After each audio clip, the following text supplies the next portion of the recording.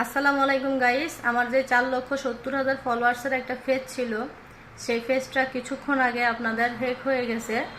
আপনার একটা প্রতারক চক্র গেমস অলওয়েজ একটা গ্রুপে আমি পোস্ট করি, আমার ভিডিওর মাধ্যমে আমি স্ক্রিনশটগুলো আপনাদেরকে দেখিয়ে দিব।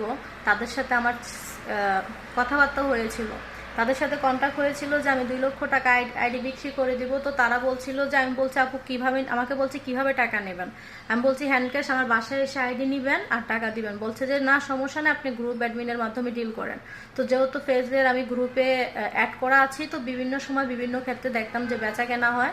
তো আমি তাদেরকে ফেসটা দিয়ে দেয়। ধরেন এমনভাবে ডিল হয়েছে, আমি যার থেকে কিনবো সে টাকা দিবে অ্যাডমিনের কাছে, আমি আইডি দেওয়ার পর অ্যাডমিন আমাকে টাকা দিবে।